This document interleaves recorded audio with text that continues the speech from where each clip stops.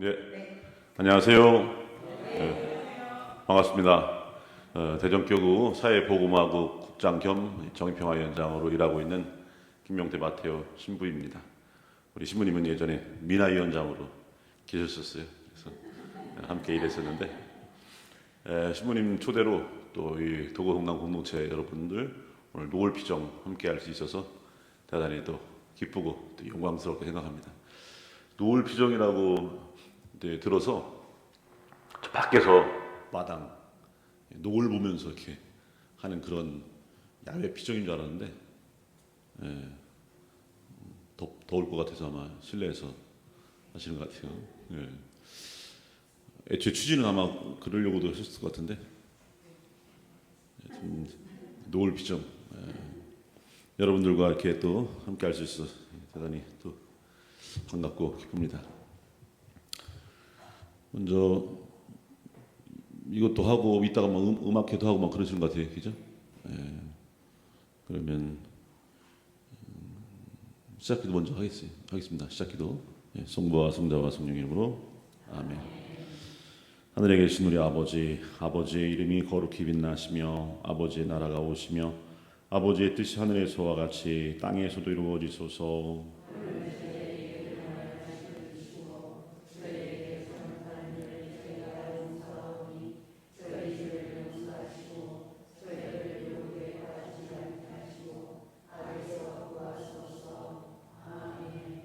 성부와 성자와 성령 이름으로 아멘.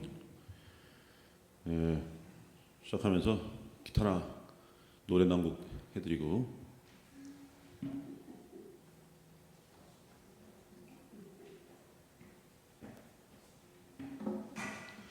원래는 이거 끝나고 뭐 음악회 있다 해서 그때 하려다가 그때는 그냥 살짝 구경하고 저는 그냥 지금 하겠습니다.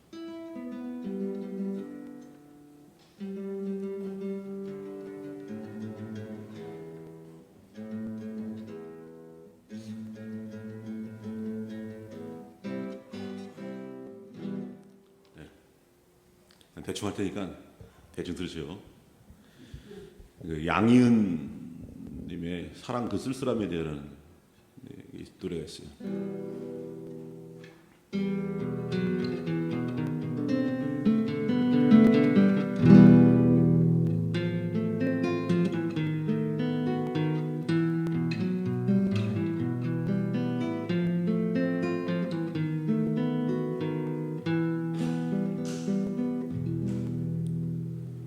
다시 또 누군가를 만나서 사람을 사랑하게 있을까? 그럴 수는 없을 것 같아. 도무지 알 수 없는 한 가지 사람을 사랑한다는 게 참 쓸쓸한 일인 것 같아. 사랑이 끝나고 난 뒤에는 이 세상도 끝나고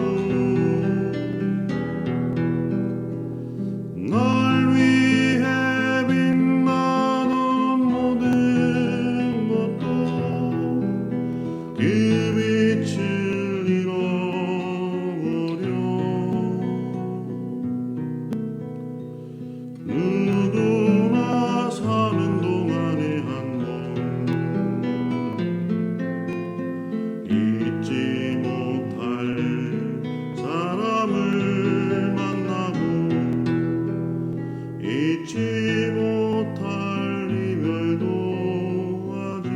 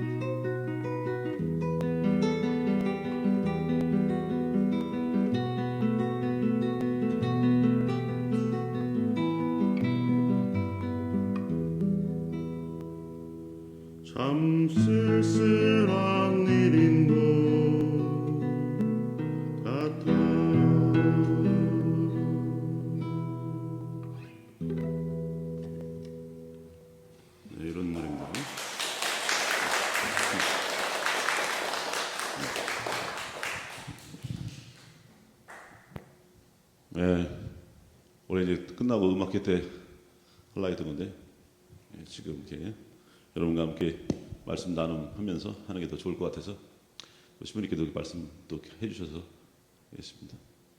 원래 노래랑 기타 연주곡이랑 합쳐놓은 거예요.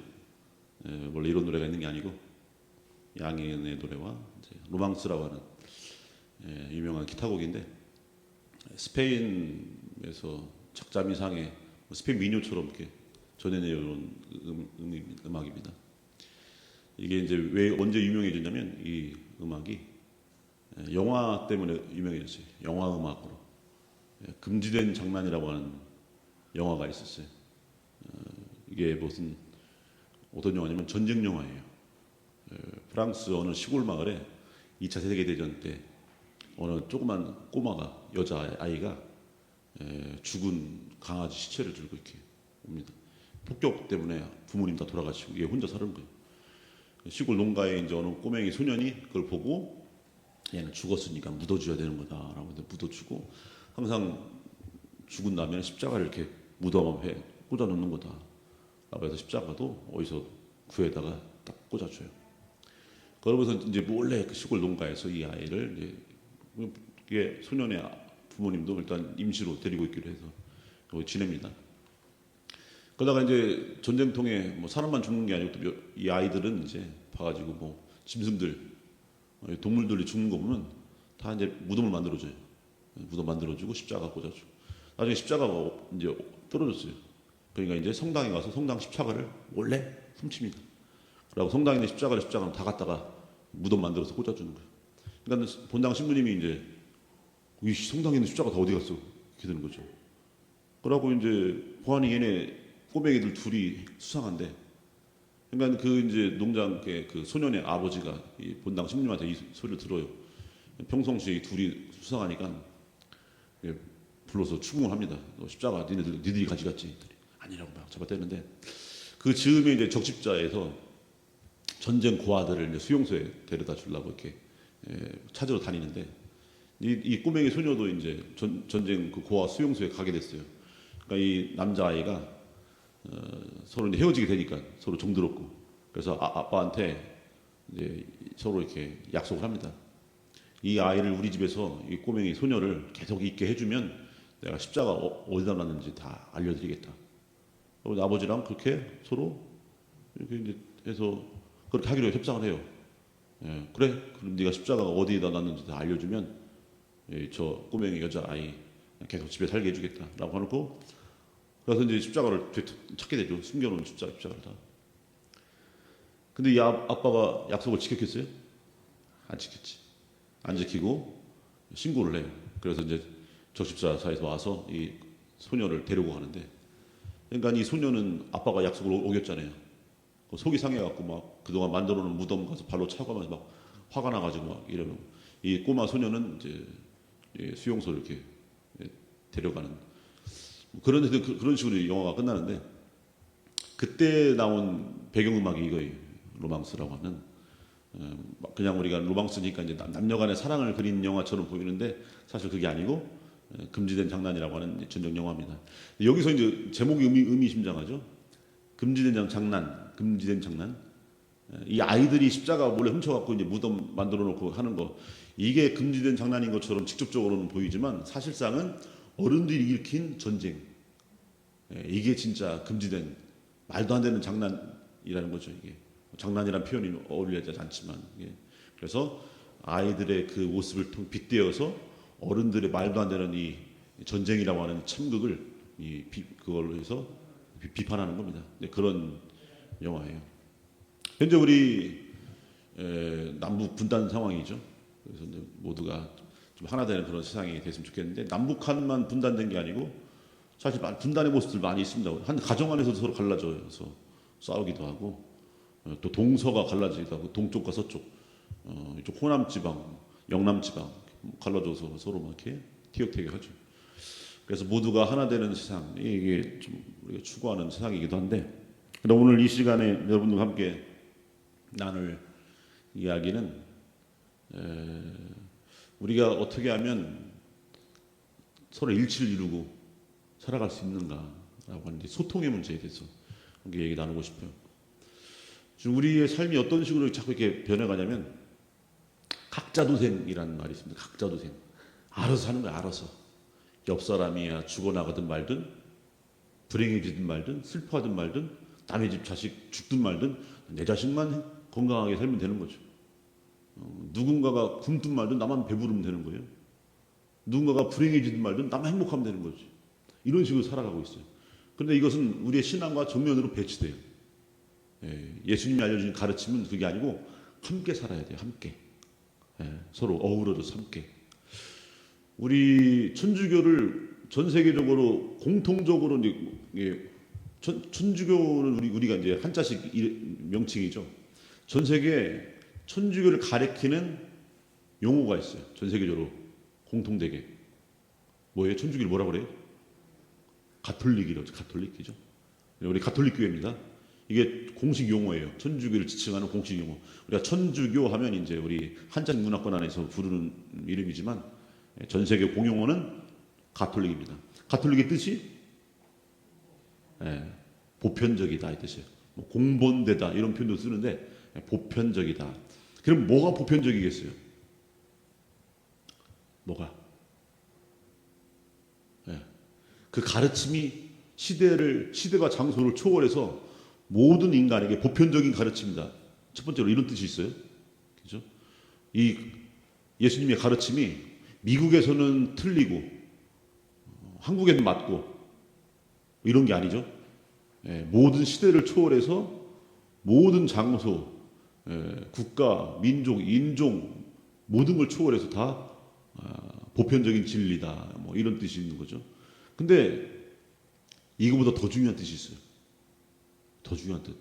보편적이다 이 뜻은 뭐냐? 보편적 구원을 얘기해요. 보편적 구원. 뭐냐면 니들만 잘 살면 안 되고 모두가 잘 살아야 된다 이 뜻인 거예요. 니들만 구원받으면 안 되고 모두가 구원받아야 된다. 이 뜻입니다. 하나님 나라는 모든 이의 것이어야 돼요. 하나님의 구원은 모두의 것. 그래서 보편적 구원이란 말이 이 가톨릭이란 말에 들어있는 거예요. 그럼 여기에 보편적 구원이란 말 안에는 가톨릭 신자들, 우리 그리스도인들의 사명이 들어있어요. 뭐냐? 내가 해야 할 노력은 나만 구원받으려고 노력하면 안 된다 이거예요. 다시 바꿔 말하면 내 신앙생활은 나 혼자 구원받으려고 하는 것이 우리 신앙생활에서는 안 된다는 얘기예요. 그럼 누구도 구원받게 해야 돼요? 내 옆 사람, 이 세상 사람들. 모든 사람들이 구원받을 수 있도록 해주는 것이 내가 해야 할 신앙생활의 내용이에요. 근데 많은 분들이 이걸 생각하지 못하고 내 구원만 생각하는 경우가 있죠. 내 구원, 내 가족의 구원, 내 자식의 구원.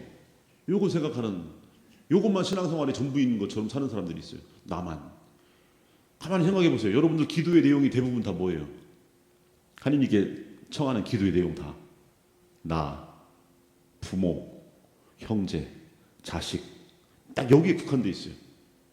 여기에. 다른 누군가. 억울한 사람들. 세상에 고통받는 사람. 세상에서 소외되고 버림받은 사람들. 이런 사람들에 대한 기도는 사실 잘 안 해요. 그죠? 그냥 주일 미사 때 보편지향 기도 때 그냥 세계 평화를 위해 기도합시다. 가난한 이들을 위해 기도합시다. 뭐 이런 정도. 그때 기도하고 일반적으로는 그렇게 기도 안 하죠. 그러니까 우리 신앙이 대부분 다 어디에 갇혀 있어요? 나. 그러니까 보편적이다라고 하는 가톨릭 신앙에 사실 어긋나 있어요. 가톨릭 신앙은 나뿐만 아니라 너까지 함께 구원돼야 돼. 모두가 구원돼야 돼. 이게 하나님의 뜻이고 이 하나님의 뜻을 받드는 것이 가톨릭 신앙이에요. 요한복음 5장을 보면 예수님께서 이렇게 말씀하세요. 이 요한복음 5장이 이제 주로 장례미사 때 많이 하는 복음입니다. 장례미사 때 쓰이는 복음이 대표적으로 두 개가 있어요. 첫 번째는 마태복음 25장의 내용입니다. 최후의 심판. 목자가 양과 염소를 가르듯이 임금이 의로운 이와 나쁜 놈들 이렇게 의로운 사람은 오른쪽, 나쁜 놈들은 왼쪽. 이렇게 갖고 최후의 심판 내용이 나오죠. 넌 내가 목말랐을 때, 굶주렸을 때 먹을 걸 주었고, 목말랐을 때 마실 걸 주었고, 내가 나그네 되었을 때 돌봐주었고, 뭐 이런 얘기 쭉 나오죠. 그러니까 의로운 사람들이 제가 언제 그랬습니까? 이렇게 네가 가장 작은 이에게 해준 것이 나에게 해준 거다. 이런 내용. 이게 이제 대표적으로 장례미사 때 하는 복음 말씀이고, 또 하나 있어요. 요한복음 5장인데 뭐냐? 내 아버지의 뜻은, 예수님 말씀입니다. 내 아버지의 뜻은 나에게 맡겨주신 이 사람들을 단 한 사람도 잃지 않는 것이다. 이 내용이에요. 단 한 사람도 잃지 않는 것. 이게 아버지의 뜻이에요. 하느님의 뜻. 장례미사 때 보통 대표적으로 이 두 개의 복음이 나오는데, 신부님들은 대부분 어떤 복음을 읽겠어요? 요한복음 5장 이 복음을 읽어요. 내 아버지의 뜻은 나에게 맡겨주신 사람을 단 하나도 잃지 않는 것이다. 이걸 주로 읽어요. 왜 그러겠어요? 짧으니까. 이건 좀 짧아요. 마태복음보다 훨씬 짧아요. 한 4분의 1 정도 분량이라. 또 장례미사도 길게 하면 또 지랄해요. 길게 하면, 뭐든지 짧게 하면, 아무리 좋은 말씀도 짧게 해야 좋기 때문에. 그래서 신부님들이 이제 짧은 거 주로 하시는데, 어쨌든 요한복음 5장에 나오는 이 말씀, 이게 하느님의 뜻이에요. 하나도 잃지 않는 것. 이걸 예수님의 비유 말씀에서 드러나죠. 99마리 양과 한 마리 양. 그 한 마리 양을 찾아 나서요. 여기서 사람들이 99마리를 선택하느냐 한 마리를 선택하느냐의 문제인 줄 알아요. 아니에요. 99마리를 선택하느냐 한 마리를 선택하느냐, 둘 중에 어떤 걸 선택하느냐가 아니고 전부냐 아니면 일부냐 이거예요. 한 마리라도 잃으면 그건 일부분이 돼요. 모두를 살리지 못하죠. 하느님의 뜻은 모두를 살리는 거예요. 그래서 잃어버린 양 한 마리까지 찾아와야만이 하나도 잃지 않는 거예요. 내 아버지의 뜻은 나에게 맡겨주신 이 사람들을 하나도 잃지 않는 것이다. 우리 성체성사 거행할 때 우리가 너희는 이것을 받아 마셔라 하면서, 이런 우리의 죄를 사하시기 위해서 사해 주려고 너희와 많은 일을 위하여. 예전 번역은 너희와 모든 일을 위하여 이렇게 번역했죠. 그것도 사실 많은 건데 더 직역하느라고 이제 너희와 많은 일을 위하여 이렇게 직역을 했습니다. 사실은 모두를 잃지 않고, 단 하나도 잃지 않고 모두를 살리는 것, 이게 하나님의 뜻이다. 이 뜻을 받드는 것이 우리의 신앙생활이에요. 그러니까 내 구원만을 위해서 살아가면 안 되고, 너의 구원을 위해서도 우리 주위의 가장 작은 형제들, 가장 작은 그들을 살리는 것, 이것이 우리의 신앙생활의 내용인 거다, 이겁니다. 자, 모두를 살린다. 그러면 이제 모두를 살린다고 할 때 어떤 문제가 발생하냐? 우선순위의 문제가 발생해요. 우선순위. 세상 사람 중에서 가만 놔둬도 알아서 잘 사는 사람도 있어요. 좀 넉넉한 사람들이죠. 먹고 살만한 사람들. 또 어떤 사람은 그냥 빠듯이 자기 먹을 것만 사는, 그냥 자기 살만 건사하는 이런 사람도 있고, 또 많은 사람들 중에 또 어려운 사람들 있죠. 절박한 사람들. 그런 사람도 있어요. 그럼 여기서 이제 우선순위의 문제가 발생합니다. 모두를 구원함에 있어서 그럼 누구를 먼저 신경 써야 되느냐? 저 절박한 사람들이죠. 물에, 깊은 강물에 5명이 빠졌어요. 5명이. 그 보니까 대학 교수 한 사람은, 또 한 사람은 의사, 또 한 사람은 대학생, 또 한 사람은 농부, 또 한 사람은 본당 신부님. 또 6명이 하겠구나. 또 한 사람은 대통령. 자, 대학 교수, 의사, 농부, 대학생, 본당 신부님, 대통령. 누구 먼저 구해야 돼요? 가장 먼저 구해야 할 사람. 그렇죠. 수영 못하는 사람이죠. 정답. 수영 못하는 사람. 놔두면 죽게 생긴 사람. 이 사람 먼저 구해야 돼요. 그래서 모두를 구원할 때 이제 우리가 모두를 다 신경 쓸 수 없잖아요. 그러면 누구를 신경 써야 되냐? 놔둬도 잘 사는 사람들은 신경 쓰는 게 아니에요. 놔두면 죽게 생긴 사람. 우리가 신경 쓰지 않으면 죽을 수밖에 없는 사람. 이 사람 신경 쓰는 거예요. 그래서 우리 교회에 더불어서 함께 살아가자, 함께 구원받자라고 하는 우리 신앙 안에서 우선순위의 문제가 발생됩니다. 그래서 교회는 구호처럼, 표어처럼 얘기하는 게 있어요. 가장 가난한 사람에 대한 우선적 선택. 이게 우리 가톨릭 교회의 구호예요. 가톨릭 교회의 구호. 아니, 부자들도 사람 아닙니까? 그들도 위해야죠. 물론 부자들도 사랑하고 가난한 사람도 사랑해야 돼요. 그런데 우선순위의 문제가 발생한다니까요. 부자들은 놔둬도 알아서 살아요. 근데 가난한 사람들은 놔두면 죽어요. 그럼 우리는 당연히 우선순위 문제로 그 가난한 사람을 선택하는 거죠. 이건 여러분들이 다 아는 내용입니다. 왜냐하면 한 가족에 자식들이 5명 있다고 쳐요. 5명? 그럼 5명에게 고루고루 사랑해야죠. 당연히 부모니까, 그죠? 10손가락, 5손가락 깨물어서 안 아픈 손가락 있겠어요? 10손가락? 다 아프죠.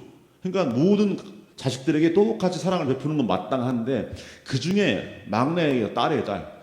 이 막내 딸이 태어날 때부터 비실비실하고, 예? 그냥 놔두면 죽게 생겼어요. 그래서 막 어렸을 때부터 막 치료비도 많이 들고 약값도 들고 뭐 수술도 몇 번을 했어요. 그러면 5명 똑같이 사랑을 베풀어야 마땅하지만 그 중에 특히 누구를 신경 써요? 그 막내딸을 신경 쓸 수밖에 없어요. 예. 이건 얘를 뭐 편애한다고 뭐라 할 수 있는 일이 아니에요. 가족들이 그거는 당연히 동의합니다. 물론 철없는 자식들은 왜 쟤한테만 신경 쓴다고 그러겠죠. 그런데 그건 엄마 마음을 몰라서, 아빠 마음을 몰라서 그러는 거죠. 부모님의 마음이라고 한다면 10손가락 깨물어서 안 아픈 자식 없지만 그래도 그 중에 누구한테 제일 마음이 가느냐? 제일 비리비한 놈한테. 그런 거예요. 그래서 예수님 뭐라고 하십니까? 나는 의인을 부르러 온 게 아니라 죄인을 부르러 왔다. 이렇게 말씀하시잖아요. 다 똑같이 모두 사랑하는 건 맞지만 그 중에 제일 천찮은 놈, 제일 가난한 사람, 놔두면 죽게 생긴 이걸 먼저 신경 쓰는 거예요. 그래서 예수님이 그러려고 어떻게 오셔요? 고관 대작 왕실에 막 그 황금빛 요람 위에 오시는 게 아니고 가장 밑바닥으로 오시는 밑바닥으로. 그래서 베들레헴 마관 말구 위에 오시는 거죠. 그렇게 가장 낮은 모습으로. 왜? 가난한 사람에 대한 우선적 선택 요구하려고. 그러면서 뭐라고 하십니까? 기억하여 행하여라. 기억하여 행하여라. 기억해서 나처럼 하라고. 제자들의 발을 씻어주시면서도 내가 스승이요 주님인 내가 너희의 발을 씻어준 것처럼 니들도 그렇게 하라고 내가 본을 보여준 거다. 그러면 우리 모든 가톨릭 신자들은 그리스도인들은 당연히 예수님께서 본을 보여주신 것처럼 그렇게 살아야 돼요. 내 구원을만을 위해서 살아가는 건 가톨릭 신자의 그리스도인들의 삶이 아닙니다. 세상 사람들 우리가 봐야죠. 세상 사람들. 재작년 10월 30일에 제가 어느 본당에 이제 부탁을 했어요. 우리 정의평화위원회에서 한 달에 한 번씩 정의롭고 평화로운 세상을 위한 미사를 봉헌해요. 지향을 두고 이 세상이 하느님의 정의와 하느님의 평화가 이루어지는 좋은 세상이 되게 해달라고 기도합니다. 이런 지향으로. 그래서 어느 성당에 이제 신부님께 부탁을 드려서 내가 이날 미사할 수 있게 해주세요 했더니 허락받았어요. 가서 이제 미사를 하는데 그날이 언제냐면 10월 30일이었어요. 10월 30일 재작년. 그날 미사를 봉헌하는데 보통 미사를 봉헌할 때 맨 처음 미사 시작할 때 뭐예요? 그날 미사 지향을 얘기하는 얘기죠. 그래서 지향을 얘기했습니다. 그때가 이제 2023년 10월 30일이었는데 지향을 얘기하면서 뭐라고 했냐면 지금으로부터 1년하고도 하루 전날 2022년 10월 29일 무슨 일이 있었어요? 10월 29일 12구 참사라고 얘기하는 이태원 참사가 있어요. 159명의 젊은이들이 죽었어요. 그죠? 아시죠? 이태원에서 어떻게 죽었느냐? 선체로 죽었어요. 선체로. 깔려 죽었어요. 그 교통 통제를 해야 할 경찰들은 거의 없었어요. 엉뚱한 일에 파견돼 있었고 대통령 경호하는 일에 파견돼 있었고 그래서 그 엄청난 축제, 더구나 코로나가 어느 정도 진정되고 처음으로 갖게 되는 이 어마어마한 그 할로윈 축제인데 그때 경찰 병력이 별로 없었어요. 통제할. 그러다 보니 그런 참사가 일어났는데 어쨌든 미사를 시작하면서 미사를 지향을 하면서 작년 10월 29일에 벌써 이제 1년하고도 하루가 됐습니다. 그러니까 1년 전에 159명의 젊은이들이 세상을 떠났어요. 정말 말도 안 되는 상황에서 선체로 죽었습니다. 그래서 정말 이 젊은이들 159명을 위해서 우리 함께 미사 중에 기도합시다. 영원한 생명, 평화의 안식 누릴 수 있도록 기도합시다. 그리고 지금도 슬픔 속에 있는 그 부모님들 있잖아요. 그 가족들, 유가족들. 그 유가족들이 하느님의 위로를 받을 수 있도록 함께 기도합시다. 제가 그렇게 하고 이제 미사를 딱 시작하려고 하는데 어떤 분이 승질내면서 나가버렸어요. 승질내면서. 이게 이해가 돼요? 내가 무슨 지금 말 잘못했나? 무슨 투표할 때 누구 찍으세요? 이런 말 한 것도 아니고, 어느 당이 옳다, 어느 당이 옳지 않다, 뭐 이런 얘기 한 것도 아니에요? 그냥 죽은 애들 위해서 기도하자고 했고, 그 유가족들을 위해서 기도하자 했더니 승질나면 나가버렸단 말이에요. 오늘날 그런 식의 신앙생활 하는 분들이 굉장히 많아요. 우리 성당 안에. 세상 얘기, 세상 돌아가는 얘기 하면요 신경질 내요. 우리 성당 안에서는 좀 그런 얘기 안 했으면 좋겠습니다. 여기서는 그냥 마음의 평화를 누리고 싶어서 왔는데 왜 굳이 그런 얘기를 세상 돌아가는 얘기를 하십니까? 마음의 평화를 설문조사를 해봤어요. 성당에 왜 나옵니까? 했더니 굉장히 많은 분들이 뭘 얘기했냐면 마음의 평화. 마음의 평화를 얻으러 왔대요. 근데 사실 번지수 잘못 찾은 거죠. 성당은 마음의 평화 찾으러 온 곳이 아니에요. 성당은 마음의 평화를 얻으러 오신 분들은 성당에 오면 안 돼요. 어디로 가야 되냐면 절로 가야 돼요. 절로. 일단은 성당에 와서 여러분 문 열고 딱 들어오면 뭐가 보여요? 인상 더럽게 쓰고 있는 예수님 보여요. 인상. 왜 인상 쓰고 있어요? 아프니까. 저거 보고 마음이 평화로워요? 심란하지? 그죠? 빨갛게 져갖고 피 철철 흘려가면서 그래도 그거 좀 커버하려고 금색 칠해놨지. 금색 칠해놨지만 실제로는 이 피 철철 흘리면서 막 이러고 막 매달리고 있어요. 힘들어 죽겠다고. 나 좀 내려달라고. 니들이 더 이상 세상에 나 같은 억울한 죽음이 있지 않게 해달라고. 더 이상 이 세상에 수많은 참사들이 일어나잖아요. 이런 일이 일어나지 않게 해달라고. 재판 제대로 받아보지도 못하고 변호사 한 명도 없이 그냥 졸속으로 재판해갖고 그냥 사형 선고 선포해버린 2000년 전에 나 같은 일이 일어나지 않도록 해달라고. 더 이상 이런 비참한 일이 이 세상에 있으면 안 되기 때문에 너희는 기억해서 그렇게 행하라고 이 세상에 라고. 나 좀 십자가에 내려줘. 이렇게 우리한테 호소하고 있는 거예요. 개호소. 그런데 그거 바라보니까 마음 심란해지고 불편하니까 어떻게 합니까? 금칠해 놓은 거지. 금칠. 이거다가 금칠했어요. 실제로는 피가 떡이 된 거예요. 피가 떡이지. 세상에 수많은 십자가들 외면하지 말라 이거죠. 외면하지 말라. 그걸 여러분들 호소하고 있는데 여기 와서 마음의 평화를 얻겠다니까 이게 번지수가 제대로 찾아온 겁니까? 번지수? 잘못 찾아온 거지. 근데 절에 가면요 우리 예수님은 인상 막 목마르다 막 이러고 있는데 막 하나님 어찌하여 저를 버리셨나니까 하면서 막 이 고통 속에서 막 울부짖고 계시잖아요. 고통 속에서. 그런데 절에 가면 부처님이 온화한 미소를 띠고 웃으면서 눈도 하얗게 떠갖고 온화한 미소와 함께 뭐라고 그래요? 어서 와. 어서 와. 왜 인제 왔어? 그래서 절에 가면 막 풍경 소리 바람이 불면 딸랑 땡그랑 땡그랑 얼마나 좋아요. 앉아 있으면 평화롭죠. 졸리고. 여기 오면 또 더군다나 신부님이 또 복음 말씀 무슨 말씀이에요? 오른뺨을 때리고 왼뺨까지 해주래. 이런 이씨. 절에 가면 모든 고통스러운 거, 무슨 번뇌 다 내려놔. 그럼 세상의 모든 그런 어지러운 일들 내려놔. 그냥. 그리고 해탈과 열반, 우리 나중에 열반을 얘기해요. 해탈을 얘기해요.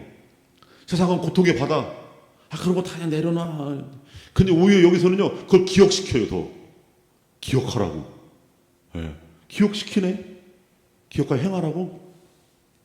그러면서 하는 말이 하나를 바치면 10개, 10배, 20배, 100배 열매를 얻는다. 이런 말만 해주면 좋잖아요. 그런 말 안 해줘요, 잘. 주로 뭡니까? 쫄딱 읽는 것만 얘기해요. 오른뺨 때리고 왼뺨까지 해주고 누가 50리를 가져가면 100리까지 가져라 그러고 누가 겉옷을 벗어달라고 하면 속옷 반스까지 벗어주래요. 이게 예수님 말씀이라니까. 이 말을 들으니 여러분들이 힘이 나요? 에이씨. 그래가지고 복음 말씀 읽을 때요. 딱 신자분들 표정을 보면요. 인상 막 박박 긁고 있어요. 막. 불편하니까. 근데 어떻게 해요? 주일면서 안 오면 지옥 갈 것 같아갖고 그냥 할 수 없이 오긴 오는데 듣는 얘기는 불편한 얘기만 하지. 거기다 이제 강론까지 얘기하는 강론까지 얘기하면서 그냥 평화를 누리고 왔는데 세상 세월호 얘기하고 앉았고 이태원 참사 얘기하고 앉았고 막 이런 얘기하고 있어요. 그냥 듣기 싫지. 그러니까 듣기 싫으니까 급기야는 159명의 젊은이들 위해서 기도합시다 했더니 승질내면 나가버린 거예요. 이게 오늘날 우리들의 현주소, 많은 분들의 신앙이에요. 많은 분들의 신앙. 나만의 평화, 나만의 행복, 나만의 구원. 다른 사람들은 그러고 말거나. 2014년에 교황님이 우리나라에 오셨는데 그때 우리나라에는 엄청난 참사가 일어났어요. 그죠? 예, 세월호 참사가 있었죠. 이번엔 119명이 아니라 몇 명이 죽었냐면 304명이 죽었어요. 어마어마한 숫자죠. 어마어마한 숫자. 2배 가까운. 304명 중에서 젊은 고등학교 2학년짜리가 250명이었어요. 250명. 우리 자식들, 손주들 그런 아이들이죠. 그런데 1년 후에요. 2015년 가을에 수능 시험이 얼마 안 남았을 때 어떤 말이 공공연하게 돌았는지 아세요? 어떤 말이? 이번에 시험 보는 애들은 좋겠다. 경쟁률 떨어져서. 이런 말이 들어왔어요. 250명이 죽었으니까 경쟁자가 그만큼 줄은 거 아니냐? 이번 연도에 수능 보는 애들은 좋겠다. 이런 말이 돌았어요. 이런 말이. 우리 천주교 신자는 그런 말 안 했겠지라고 생각하지만 그렇지 않다 이거죠. 159명의 젊은이를 위해 기도하자 했더니 뛰쳐나가는 사람이 있는데요. 그런 얘기 좀 안 했으면 좋겠습니다. 이런 얘기만 하는 거죠. 이런 얘기. 세상의 십자가를 얘기할 때. 근데 그런 분들, 그래서 그때 이제 그 미사 허락해준 본당 신부님이 화가 나가지고 막 미사 내내 화가 나고 저한테 미안하고 막 이러니까. 물어봤어요. 미사 끝나고 어떤 분이에요? 159명의 젊은이를 위해서 기도하자 했더니 뛰쳐나간 그분 어떤 분이 했더니 매일 미사 한 번도 안 빠지고 나온 분이에요. 그리고 미사 전에 십자가 얘기까지 하신 분이에요. 근데 그런 분이 그랬어요. 그분이 걷는 십자가의 길은 뭘까? 세상 속에 진짜 십자가는 외면하고 159명의 십자가는 외면하고 돌과 나무로 만들어진 저 십자가에는 열심히 절하고 그런 식의 신앙이 예수님께서 바라시는 신앙인가? 너희는 기억하여 행하여라 할 때 그 행동하는 건 세상 속에서 행동하는 건데 그래서 우리들의 오늘날의 신앙은 그냥 성당 안에만 국한되어 있어요. 성당살이. 세상과 소통하지 않아요. 세상의 울부짖음에 귀 기울이지 않아요. 세상 속에서의 그 수많은 십자가들에 대해서 바라보지 못하고 외면해버려요. 그래서 보고 들을 줄 알아야죠. 이게 우리들의 이제 신앙이 나아갈 모습인데 그렇게 하고 있지 않습니다. 이게 우리들의 모습이죠. 그래서 지금 우리들의 신앙은 반쪽짜리인 경우가 많아요. 연결되지 못해요. 우리 모두는 하나로 다 연결되어 있는데 그렇지 않은 줄 알아요. 나 혼자만 살면 된다는 생각이에요. 아리스토텔레스라고 하는 그리스의 유명한 철학자가 있어요. 옛날에 고대 기원전에 살았던 철학자. 이 철학자가 한 말이 막 인간은 사회적 동물이다. 뭐 이런 식으로 설명했죠. 근데 사실 인간이라는 표현 안에 들어있어요. 우리는 이미 아주 오래전부터. 사람 혼자 살 수 있는 존재가 아니에요. 함께 살아야죠. 함께 살아야 돼요. 이게 사람이라는 존재입니다. 333 법칙이라는 게 333 법칙 들어보셨어요?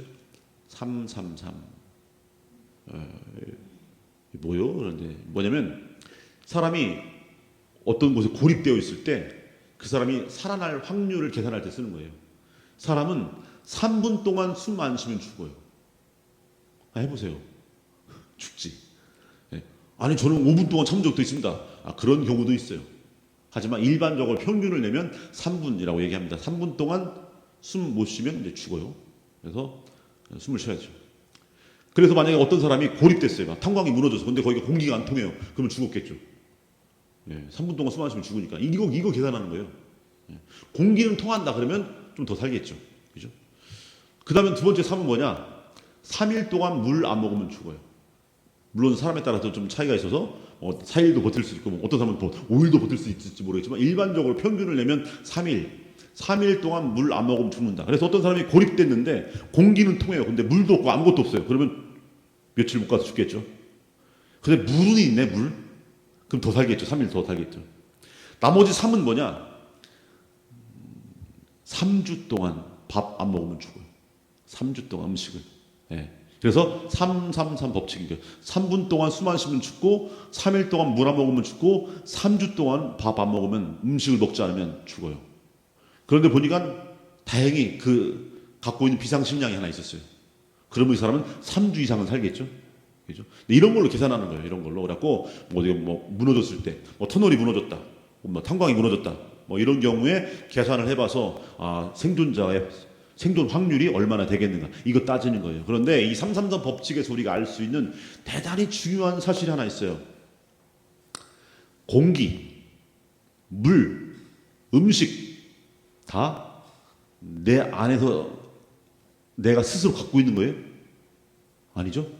다 내 외부에 있는 거예요. 외적인 것들이에요. 내 외부에 있는 것들을 내가 취해야 돼요.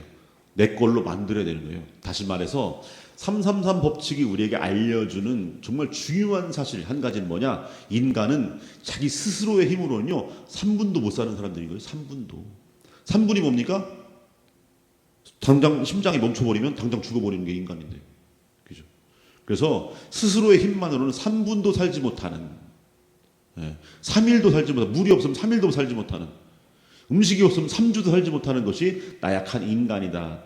다시 말해서 달리 말하면 인간은 항상 누군가의 도움을 필요로 한다. 이거죠. 누군가의 도움. 인간의 도움, 다른 사람의 도움뿐만 아니라 모든 피조물의 도움. 물, 피조물이죠.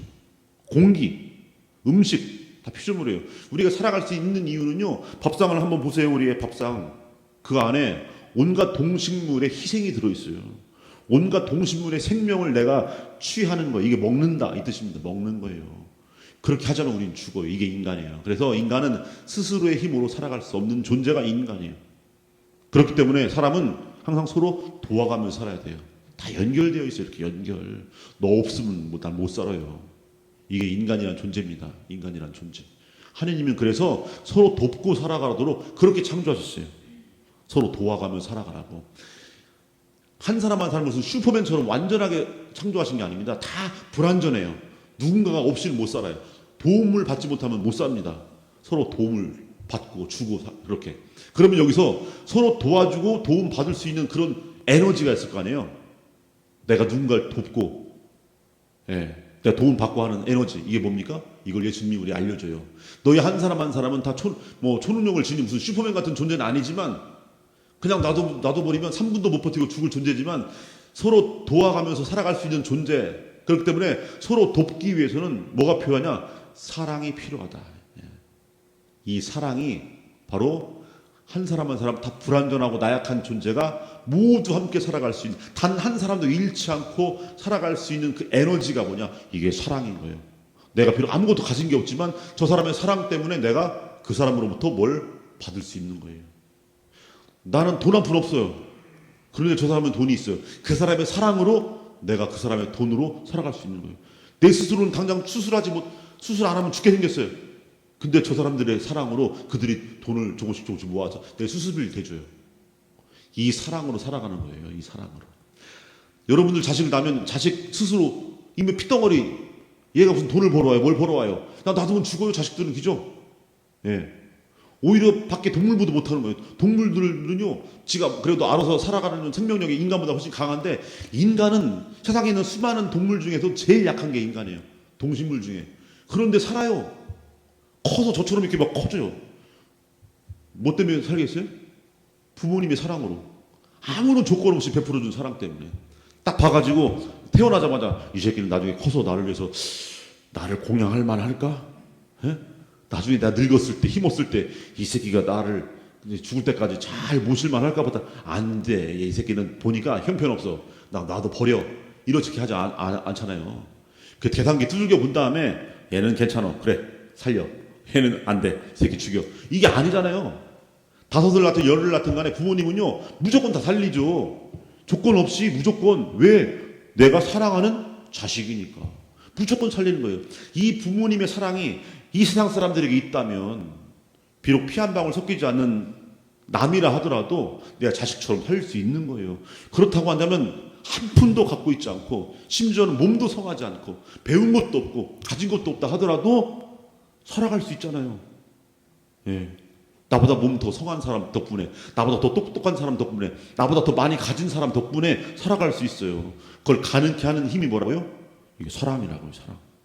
그래서 우리 신앙은, 우리 가톨릭 교회는, 우리 성당은 그 사랑을 알려주려고 존재하는 거고, 그 사랑을 배우기 위해서 오는 거지, 그냥 와서 세상에서 일어나는 일 아무 그냥 신경 쓸 거 없이 가만히 앉아서 마음의 평안을 얻으려고 오는 곳이 아니에요. 이곳에서는 사랑을 알려주는 거예요. 우리가 함께 살아갈 수 있는 법, 이거 알려주는 거예요. 그것을 복음에서 예수님이 당신의 온 생애를 통해서 우리에게 보여주신 그것을 우리가 다시 되새기는 거예요. 여기서 복음 말씀을 얘기해주고, 이렇게 살아가는 것이 바로 나 혼자 행복해지는 길이 아니고 모두가 행복할 수 있고 모두가 함께 살아갈 수 있는 그 방법입니다. 그러니 사랑으로 그렇게 합시다. 나에게도 소중한 돈이지만 저걸 저 사람한테 좀 줍시다. 그래 함께 살 수 있으니까. 여러분 가족끼리는 하잖아요. 가족끼리는 그것을 가족이란 울타리를 넘어서 좀 세상이라고 하는 가족으로 확대시킵시다. 이 얘기 해주는 거예요. 이 얘기. 이게 성당이에요. 그러니까 만약에 그것이 아니고 그냥 나 혼자만의 구원을 위해 오는 거다라고 한다면 번지수를 잘못 찾아도 한참 잘못 찾은 거다. 이거죠. 예. 자, 그래서 우린 다 연결되어 있어요. 온 세상. 혼자 살아갈 수가 없어요. 이 기가 막힌 진리를 알려주신 분이 계세요. 몇 년 전에, 최근에 우리는 다 연결되어 있다. 아리스토텔레스가 그렇게 인간은 사회적 동물이다 그렇게 얘기하고, 수많은 성현들이 인간이 다 연결되어 있다. 사도 바오로가 그리스도를 머리로 하고 우리는 한 지체입니다. 모두 다 연결되어 있습니다. 이렇게 죽으라고 얘기해도 들은 채도 안 하고 그냥 각자 도생, 그냥 각자 살아가고, 저 사람의 불행을 통해서 내가 행복해지려고 노력하고, 저 사람의 피눈물 나는데 그 피눈물을 이용해서 내가 조금이라도 더 얻으려고 하는 그런 세상 속에 온 세상 사람들이 깨닫도록 해주신 분이 계시다. 누구겠어요? 여러분도 겪었는데 만났고, 코로나라는 분이 계죠. 코로나. 이 코로나라는 분이 우리에게 이 중요한 사실을 알려주셨어요.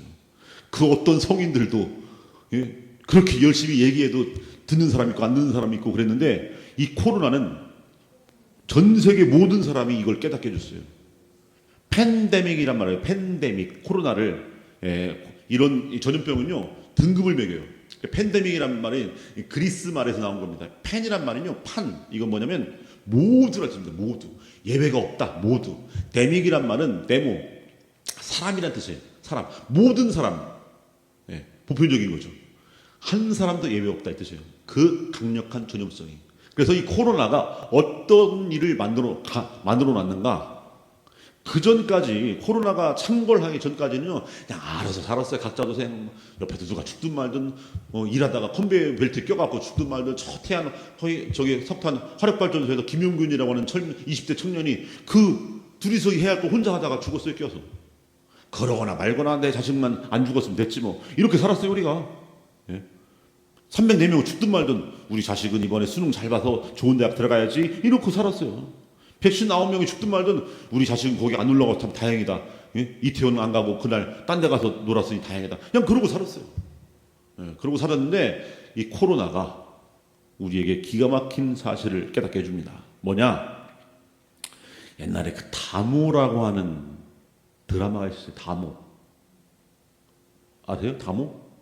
그런 사극인데 다모라고 하는. 거기에 저는 그걸 보진 않았습니다. 보진 않았는데 굉장히 이 대사 하나 때문에 유명해진 드라마예요. 왜냐면 거기 보면 남자 주인공, 여자 주인공이 나와요. 근데 여자 주인공이 다쳐요. 엄청 심하게 다쳐갖고 남자 주인공이 여자 주인공을 치료해주는 장면이 나옵니다. 치료해주는데 이제 어깨를 풀어도 까고 이제 거기다 막 상처 부위를 막 치료해줘요. 이거 막 여자 아파하고 막 그러니까 남자가 뭐라면 아프냐? 그 다음에 뭐라 그래요? 나도 아프다. 그냥 닭살 돋지 막 닭살 돋아. 아우 씨 그냥. 그래가지고 그 아주 유명해진 남녀간에 또 아주 그냥 아프냐? 나도 아프다. 그냥 애틋한 그 고통이 나한테 전해오는 거예요. 사랑하는 사이는 그런 걸 사랑하면 부모님이 자식이 아프면 부모님도 아프잖아요, 그죠? 그런 걸 이제 딱 연애 버전으로 해서 사극 그 닭살 돋는 멘트로 만들어놨어요. 아프냐? 나도 아프다. 아파? 오빠도 아파. 이런 거죠, 이게. 이벤트로 유명한데 드라마의 대사가 현실이 됐어요. 누구 때문에? 코로나 때문에. 코로나 때문에. 자, 만일에 지금 코로나가 한창 지금 시절이에요. 지금 2020년이에요. 지금 2020년에 공동체 미사가 금지됐죠. 그죠? 우리 교회 역사 안에서 교회가 공적으로 성당에 오지 마세요 한 적이 한 번도 없어요. 우리 옛날 박해 시대 때도요. 성당에 오지 마세요가 아니라 조심해서 오세요 했어요. 포졸들한테 잡히면 죽으니까 조심해서 오세요. 몰래 오세요. 이렇게 했어요. 오지 말라는 적이 한 번도 없어요. 그런데 교회가 공적으로 진짜 사상 처음으로 오지 마 했어요. 오지 마세요. 모이면 이 코로나 걸리니까 이 강력한 전염성 때문에 모이기만 하면 걸리니까 오지 마세요 한 거예요. 예, 이게 바로 2020년이었죠. 그때 뭐 코로나 창궐했을 때. 그러고 이제 공동체미사가 중단됐는데, 그런데 만일에 보고성당에서 지금 2020년인데 모이지 말라 했더니 이렇게 모였네. 누굴 피정한다고 본당 신부님이 해갖고 우리는 모이자고. 그 밖에서나 모이지 말라는 거지. 그리고 물론 교회가 공적으로 모이지 말라고 했지만 우리 괜찮아. 우리 여기서 좋은 거 먹고 면역력이 있어, 면역력. 그러니까 우리 모이자고 하고 하지 말라는데 누굴 피정을 해갖고 왔어요. 그런데 이렇게 모였는데 막 코로나 밖에서는 막 오늘 마스크는 하고 왔지만 모였네. 집에 갔어요. 근데 저녁 때부터 갑자기 목이 왜 이러지? 하면서 또 잘나게 누웠더니 막 춥고 으실으실 춥고 콧물도 나고 하다 보니까 아이씨 코로나인가? 해갖고 키트 조용히 약국 가갖고 그 진단 키트를 사갖고 침 발라갖고 콧구멍 쑤셔갖고 했더니 줄이 두 줄이 쫙 가는 거예요. 이씨 걸렸네. 그러고 가만히 생각해보니까 내가 걸릴 일이 어딨나 했더니 오늘 낮에 여기서 노을 피정한다고 와갖고 앉았더니 내 옆에 있는 그 옆에 내가 자꾸 막 신경 썼어요. 왜냐면 앉아갖고 하면서 막 그러니까 뭐가 수상했긴 했거든요. 그러니까 아니나 다를까 그 여자가 코로나가 걸린 거예요. 코로나 걸렸으면 집에 쉴 것이지 쉬지도 않고 와가지고 내 옆에 앉아갖고 그 무슨 뭐 신부님 말씀 듣겠다고 와갖고 앉아갖고 결국은 하나 나중에 보니까 다 걸렸네 씨. 그 여자 때문에 다 걸렸어. 뭡니까? 이게 뭐예요? 아프냐? 어쩐지 나도 아픈 거요. 내가 왜 아이가 아픈가 했더니 너 때문이야. 아프냐? 어쩐지 나도 아프네. 이렇게 된 거예요. 네. 아프지 마. 건강해야 돼. 왜? 그래 나도 안 아파. 그래 나도 건강해. 아파? 그래서 나도 아파. 이게 되는 거예요. 코로나의 강력한 전염성 때문에요.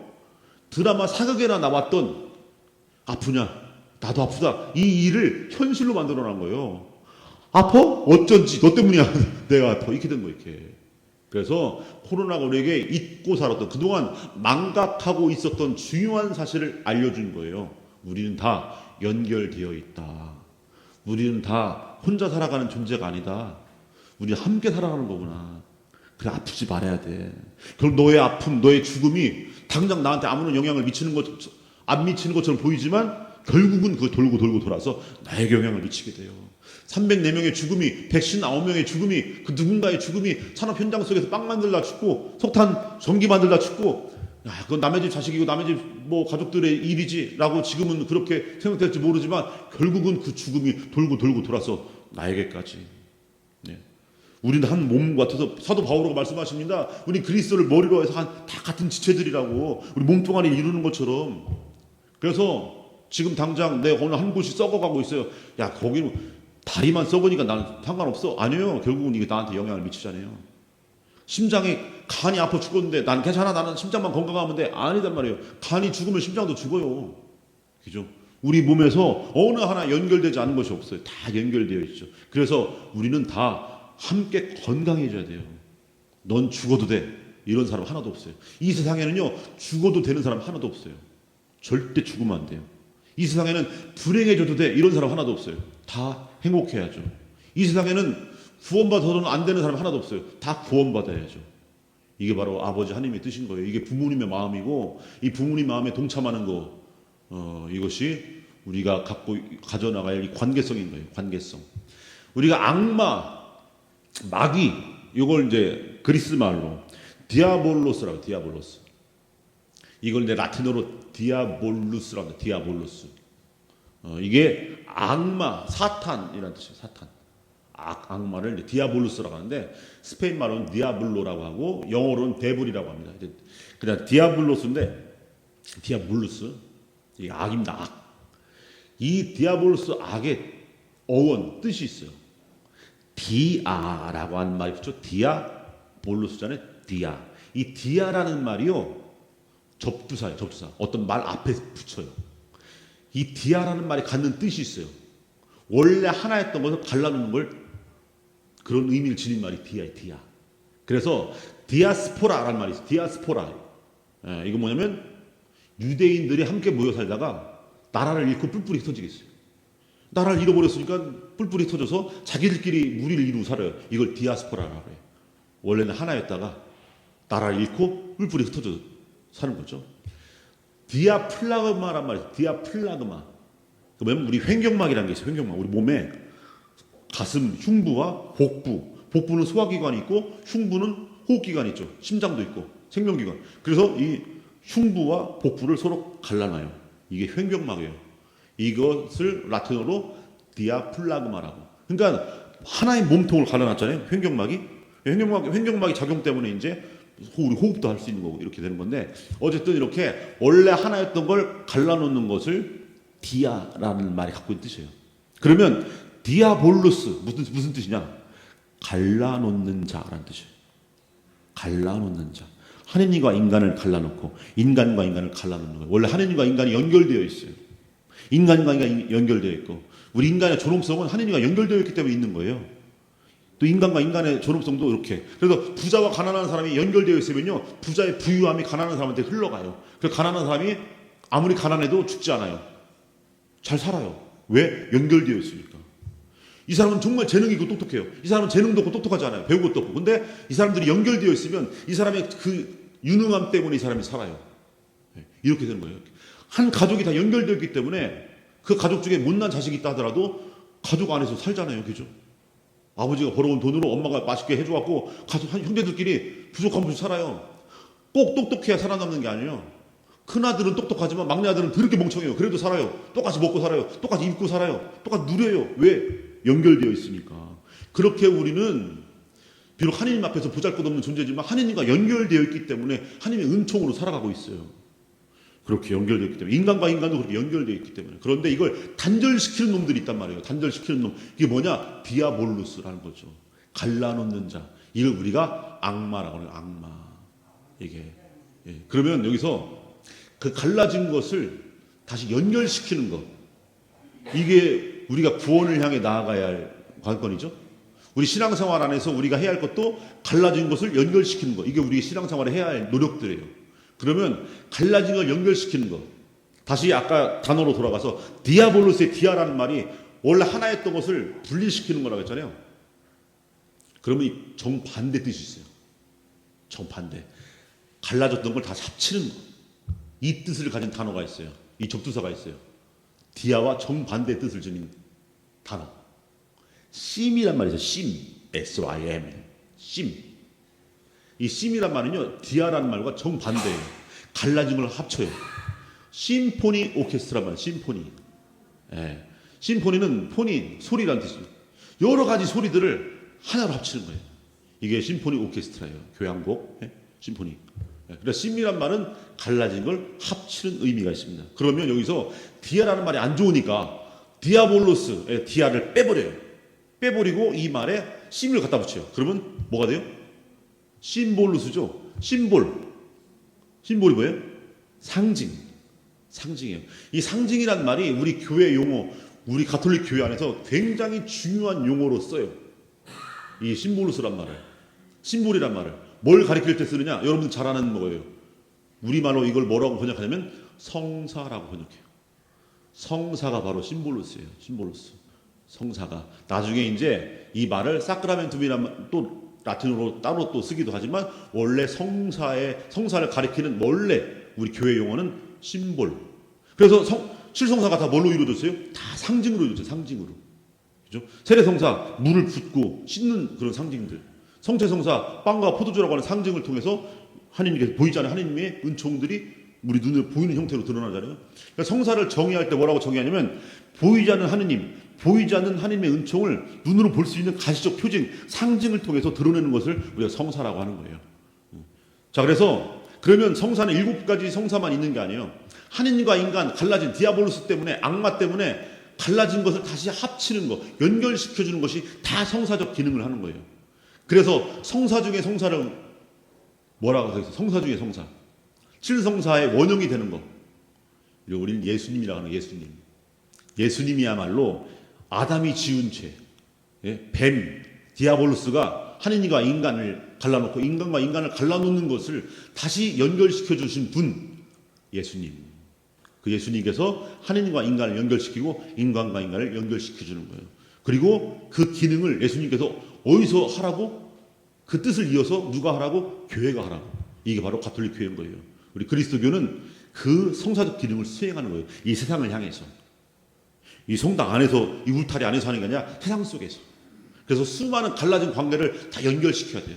갈라진 관계를 다. 그래서 가난한 사람은 부자의 부유함 덕분에 할 수 있도록, 몸이 불편한 사람은 몸 성한 사람 덕분에 살아갈 수 있도록, 그래서 모두가 다 살아갈 수 있도록 이 단절된 관계를 다 연결시켜주는 것이 바로 우리 그리스도인이 해야 할 일이라는 거예요.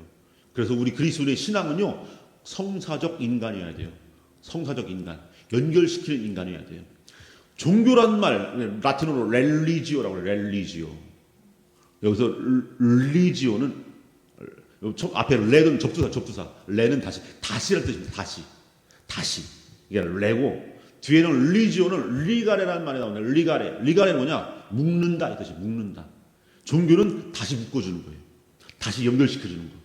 왜냐? 디아볼로스가 끊어놨기 때문에, 인간과 하느님을 끊어놓고 인간과 인간을 끊어놓은, 단절시킨 것을 다시 연결시키는 거, 이게 심볼로스 성사라고 했다면 그런 기능을 하는 게 뭐냐? 이게 교회예요. 그래서 종교라는 것이 바로 다시 묶는다 이 뜻입니다. 묶는다. 다시 연결시킨다. 이 뜻이 있는 거예요. 이게 종교의 기능이에요. 그렇기 때문에 우리 그리스도인들은 성당 안에서만 세상과 단절시킨 채로 성당 안에서만 있으면 안 되는 거예요. 성당 바깥에, 세상 안에 나아가서 하느님과 인간을 연결시키고 인간과 인간을 연결시키고 가난한 사람과 부자들 연결시키고 능력 있는 사람과 능력 없는 사람 연결시키고 몸이 불편한 병자들과 몸 성한 사람들 연결시키는 거예요. 그래서 몸 성한 사람들이 봉사라고 하는 애덕의 형태를 통해서 가난한 아니 몸 성하지 못한 중풍병자들의 팔다리가 되는 거고 힘줄이 되는 거고 근육이 돼주는 거예요. 그래서 힘 없는 사람은 힘 있는 사람 덕분에 살아가는 거죠. 왜? 그렇게 연결되기 때문에. 이것이 우리가 이 세상을 향해 해야 할 일이다. 그러기 위해서 우리가 더더욱 세상을 향해 보고 듣고 알아야 되는 거죠. 경청해야 되고 주시해야 돼요. 그냥 들리는 대로 듣고 보이는 대로 보면요, 우리가 알 수 없어요. 왜곡된 것들이 너무 많기 때문에, 가짜 뉴스들이 너무 많기 때문에. 그래서 우리가 직접 세상에 가서 뛰어들어서 현장에 가서 봐야죠. 바나나 우유 하나 사와라 했더니, 여러분 편의점 가서 바나나 우유 사오세요 하면 뭐 사와요? 바나나 우유 사오죠. 그랬더니 이 사람이 뭐라 하냐면, 아니 빵 하나 우유 하나 사오라고. 빵 하나 우유 하나. 근데 이것을 바나나 우유 하나 사오라고 이렇게. 근데 사람은 우리가 잘못 들을 수 있어요, 항상. 그래서 다시 한번 확인하고 다시 들어야 돼요. 경청하지 않으면. 여기서 끝말잇기 아니야, 말 전달하기. 여러분들이 쫙 서 있어요. 쫙 일렬로. 네, 맨 첫 번째 이쪽 오른쪽, 맨 마지막. 그래갖고 말을 전달해요. 딱. 그래서 한 단어를 전달해요. 신발. 전달하면 뒷사람한테 신발 쭉 전달하죠. 쭉. 맨 마지막 사람은 딱 듣고 뭐라고 들으셨어요? 씨발. 이게 말 전달할 때 중간에 왜곡이 되는 거죠. 이렇게. 그러면 이 형제님이, 아니 자매님이 나한테 그런 욕을 할 뿐이 아닌데 진짜 그렇게 얘기했어? 맞아, 나 전에 들었어. 씨발이래 너 보고. 아닌데 라고. 그러면은 여기서 그냥 말아버리면요, 오해하게 되는 거예요. 저 자매님이 나를 그렇게 생각했구나.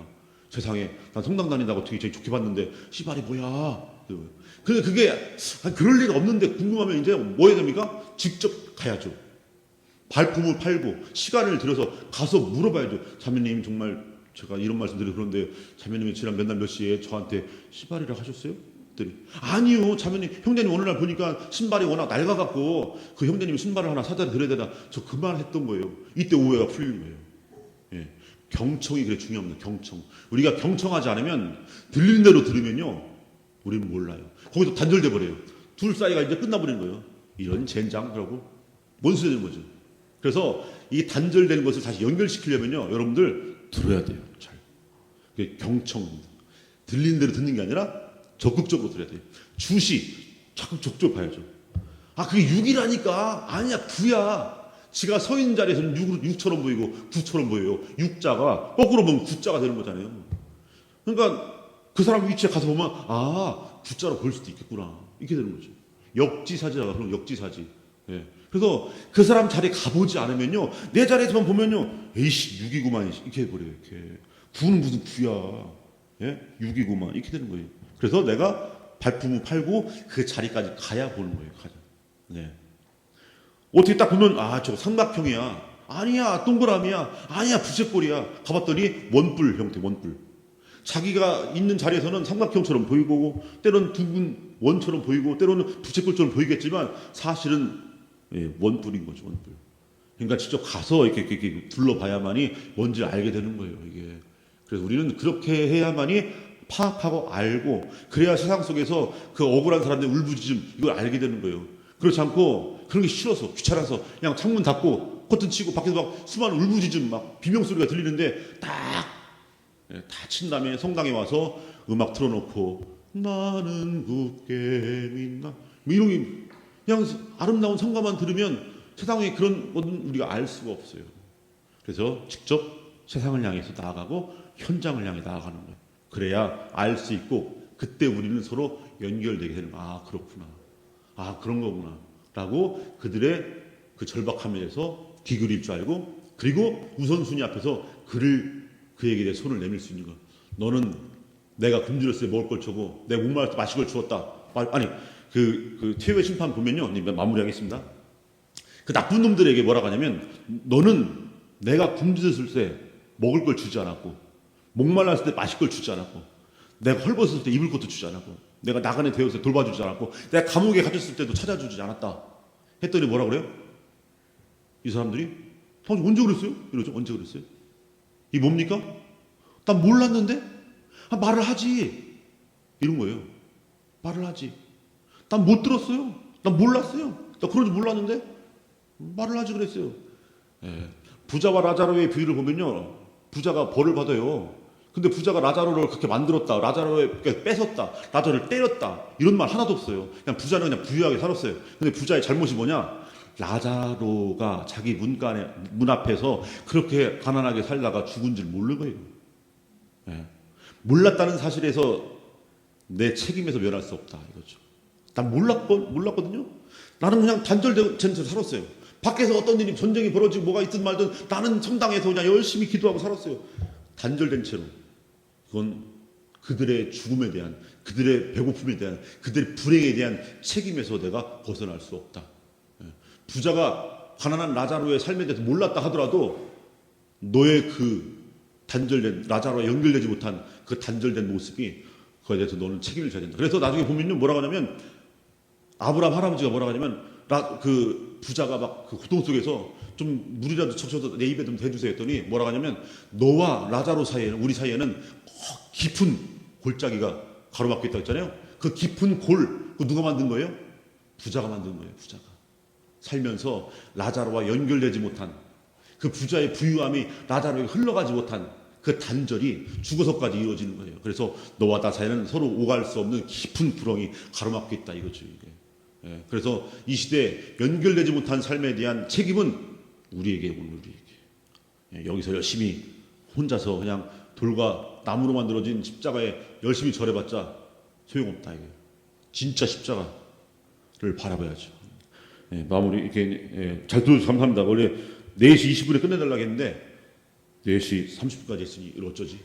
하지만 그래도 또 기타 친 시간도 있었고 그렇기 때문에 더 여러분들과 이렇게 함께하면 뭐 이렇게 막 2박 3일 4박 5일 해도 모자라니까 오늘 이쯤 맛배기로 살짝 궁금하시 더 많은 말씀을 듣고 싶으신 분들은 제가 작년에 쓴 책이 하나 있어요. 사랑은 늘 미안하다라고 하는 아주 그냥 어마어마한 베스트셀러로 막 쫙 달리다가 한강 작가가 노벨상 타는 바람에 살짝 주춤하게 된 저의 라이벌 한강 작가. 그래갖고 사랑은 늘 미안하다라고 하는 아주 기가 막힌 제가 그 책을 딱 쓴 다음에 주님 이 책을 과연 제가 썼습니까? 옛날에 배너라고 하는 영화가 있었는데 영화 감독이 배너라는 작품을 만든 다음에 나중에 지가 보고 막 혼자 막 감격해갖고 주님 이 영화를 과연 제가 만들었습니까? 이게 했다는데 무슨 정말 자뻑도 유분수지 했는데 제가 책을 쓴 다음에 그런 느낌이 들었어요. 과연 이 책을 제가 쓴 거 맞습니까? 딱 그래갖고 궁금하신 분들은 사랑은 늘 미안하다 전국 서점에서 절찬리 판매하고 있습니다. 인터넷 서점에서 판매할 수 있고 살 수 있고 그래서 사랑은 늘 미안하다로 못다한 이야기들을 거기서 보시면 되겠습니다. 네. 그럼 마친 기도하고 그 기타 하나 또 쳐드리고 마치겠습니다. 마친 기도 영광송 마치겠습니다. 성부와 성자와 성령 이름으로 아멘. 영광이 성부와 성자와 성령께 성부와 성자와 성령 이름으로 아멘. 기타 한 곡. 이제 기타는 짧은 거 하나. 푸른 옷 소매라고 짧은 거.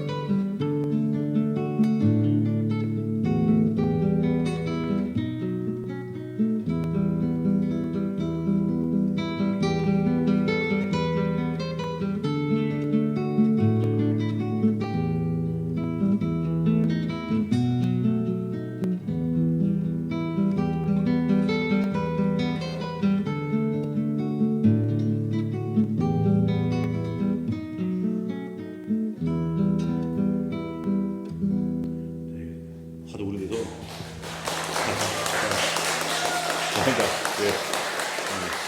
까먹어갖고 대충 쳤는데 잘 들어줘서 고맙습니다. 앵콜 한번 더.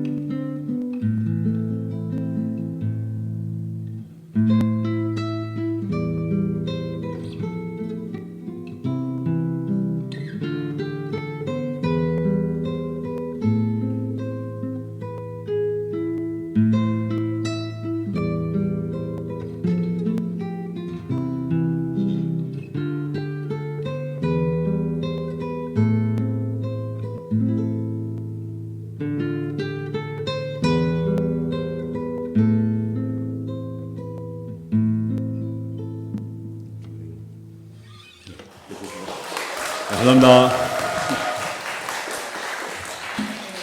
한 시간이 넘게 깜짝할 사이에 지나가 버렸죠? 네, 세상과 소통하며 사랑하며 살자는 신부님의 소중한 말씀 정말 감사드리고요. 사랑은 늘 미안하다. 이 책이 한강 작가 거보다 더 많이 팔려서 베스트셀러 1위가 되도록 우리 응원의 박수 한 번 더 보내드릴까요? 네, 감사합니다. 예, 우리 이제 휴식 시간인데요.